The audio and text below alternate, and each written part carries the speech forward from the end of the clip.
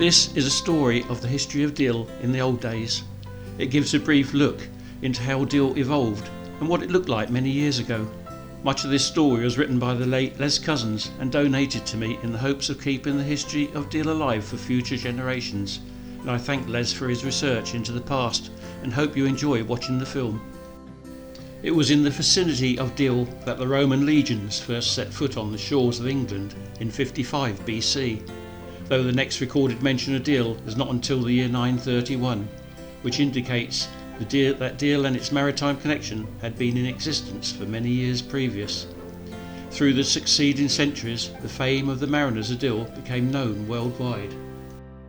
Queen Elizabeth I not only referred to the Dover sharks, meaning the people, but also to the Deal savages, who were given their name as they apparently behaved like savages when a shipwreck occurred, with looting and pillaging. Deal mariners were also attributed as being fearless men who at great risk to their own lives brought succour to those in distress on the sea. In Queen Anne's reign, Deal was listed as the fourth largest port in England, the only port without a harbour, but it had its own naval yard until 1863 and its own port admiral. It is now listed as a creek. The Roman legions first set foot on England's soil in 55 BC. They only stayed for a short period, but returned the following year and fought the Cante people at Barham, then defeated the Cassivellaunus further north, made peace and again returned to Gaul in the same summer. It was nearly 100 years later that Claudius Caesar sent 4 legions and made a proper invasion. His reason for invading on this part of the coast was most likely the low-lying foreshore and to it being close to the coast of France. Also the fact that the stretch of water known as the Downs off Deal provided a safe, sheltered anchorage, which was aided by the Goodwin Sands, which acted as a breakwater. The parish church of St Leonard's at Upper Deal is situated a mile from the coast. This is where many of Deal's mariners lived, and it was known as the Fisher Village. Hard to believe, for what mariner would live a mile from his boats? The Tudor historian Leyland stated there was a large community in Lower Deal in his time. The church is Norman, and it is thought some parts date back as far as 1180. Within the church there is a tablet to Duncan Drake, commander of HMS Argyle, and also the second son of Sir Francis Drake of Devon. The pilot's gallery was built in 1705 by the Cinque Ports pilots to commemorate the great storm of 1703. The manor house at Upper Deal was the residence of Joshua Coppin, the first mayor of Deal. All that remains today is the coach house and the pigeon house, which has been converted into a private residence. These couple of pictures give an aspect of the demolition that took place on this building.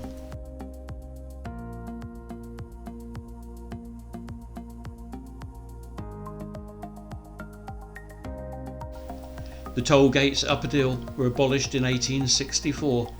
The picture shows the church behind the trees, and the manor house chimney can be seen in the background. The thatched premises is still there, but has a corrugated tin roof. The Liverpool Arms closed its door in 1908, but the view is still the same, with the Admiral Keppel 2 doors away, where many a bridegroom has fortified himself before getting married. Other than a few scattered farm buildings and labourers' cottages, there was little between Upper Deal and Lower Deal. At the south end of West Street stood the Swan Inn, once called the Five Bells, which gave its name to Five Bell Lane, now Queen Street. The inn was built in 1694 and changed its name from Five Bells to Swan Inn in 1828. At the northern end of West Street stood the Jolly Sailor. A reference to this in 1751 states it is of great age, plague, pestilence, smells, low repute, loose women and disorder. The Jolly Sailor knew them all. Adjoining the inn was Doss House. Ralphison Carriage Builders was situated in West Street and was, in the mid-1900s, changed into the Working Man's Club. Sainsbury's supermarket now has this as part of their car park. At the end of this row of cottages in West Street stood the Methodist Church at the top of Union Road. The church was demolished in 1952 and a modern church erected in its position.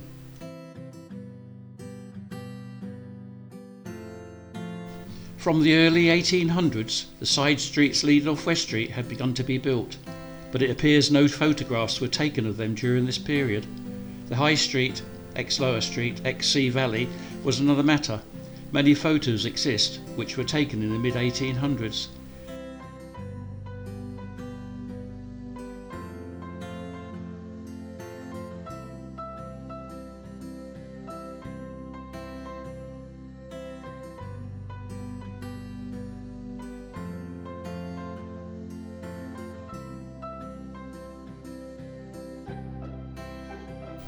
Deal's Old Playhouse and Henry Dunn's stood in the High Street. This later became Messrs Brown and Phillips furnishing stores, roughly just north of where Poundland is situated now in 2024. Looking south from Park Street, you can see the playhouse situated on the right of the picture.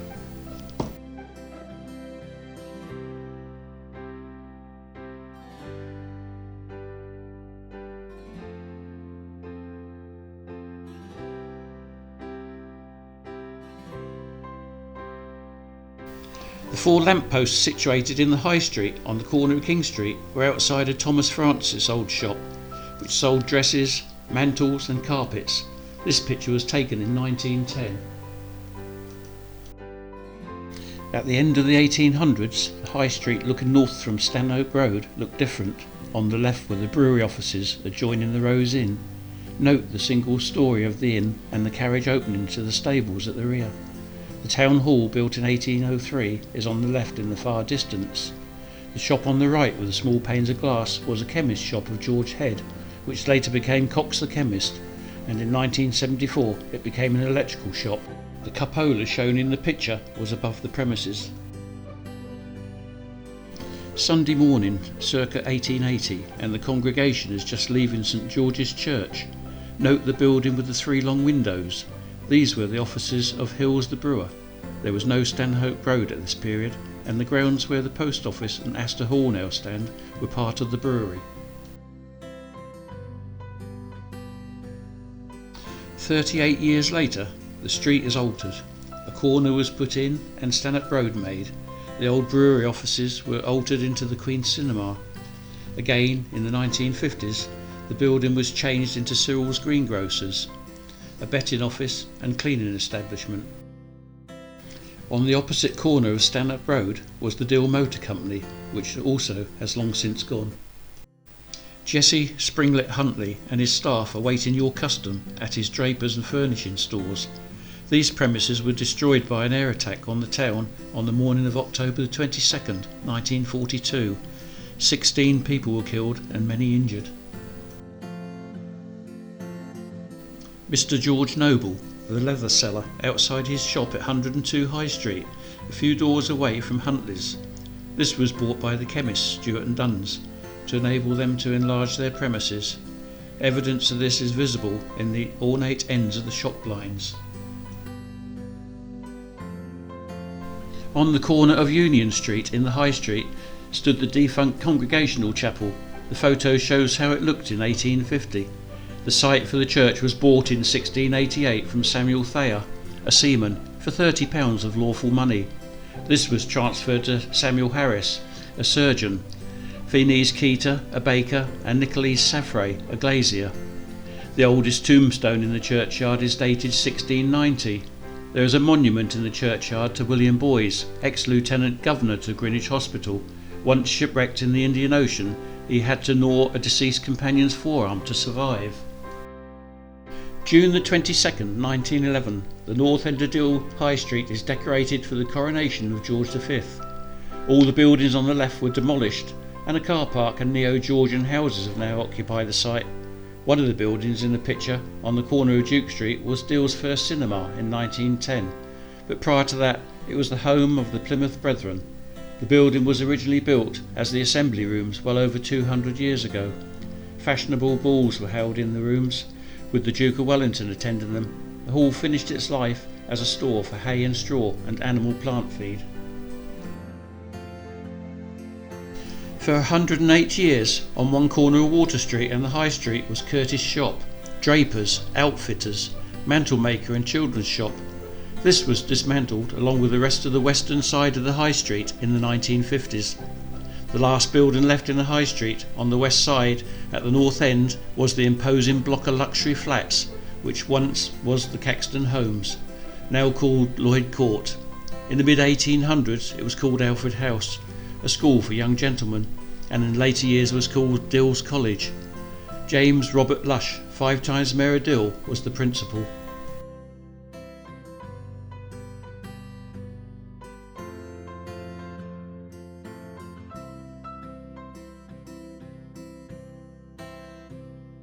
The entrance to Dill's Naval Yard was originally situated at the back of the town, but in 1694 Thomas Warren, who was later to become Mayor of Dill, was appointed muster master and storekeeper. It was he that set up and organised the founding of the Naval Yard on the site south of the Time Ball Tower.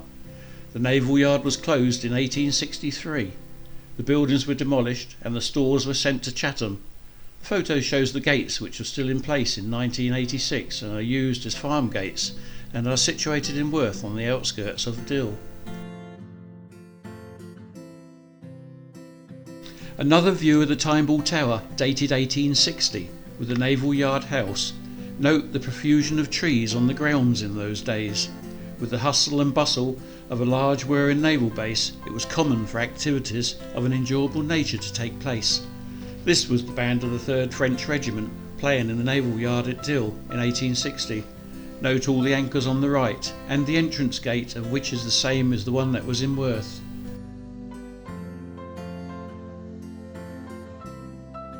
This photo of the Time Ball Tower was taken in 1884.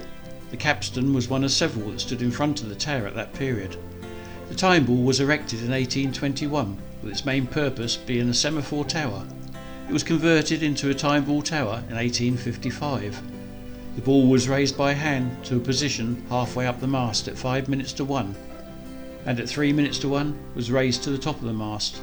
At 1 o'clock an electrical current from Greenwich Observatory tripped the mechanism and allowed the ball to drop. All vessels on the Downs would set their clocks and chronometers by Greenwich Mean Time. The last day the Time Ball Tower was operated commercially was on February the 5th, 1927. Note the ball is only halfway up the mast, so no one knows the actual time the photograph was taken. In later years, a bandstand was erected where the capstans once stood. The photograph here was taken in 1890. It shows the Time Ball Tower in the background and the masts of Lloyd Signalling Station.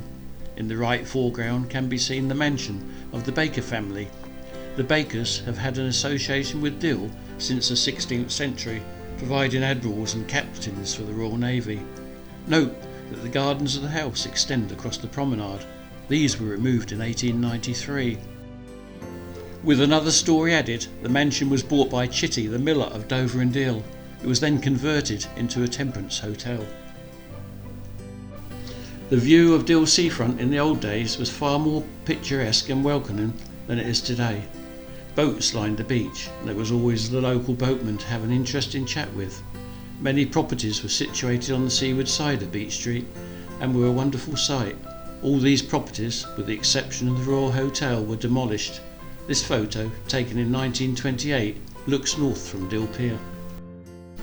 The building shown here adjoining the Royal Hotel, taken on the 28th of April 1928, was called the Bear, and in 1747 was then renamed the Fountain Inn.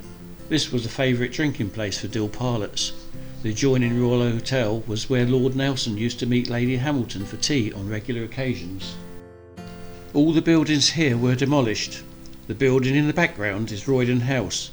Note the width of the street, which was the main thoroughfare along the seafront. It's now called Beach Street. This picture again shows Roydon House, and the boat on the beach is the Clarendon, and the next picture shows the rear view of the properties as they stood in those long ago days before being pulled down. The Crown Public House, deeds of which go back to 1668, was delicensed in 1909 and was acquired by Dill Corporation in 1912. Dill is a maritime town of the past. Its mariners were known worldwide. It was rated in Queen Anne's time as the 4th largest port in the kingdom. Up until 1815 it had its own port admiral, and it was only downgraded to a creek in 1881.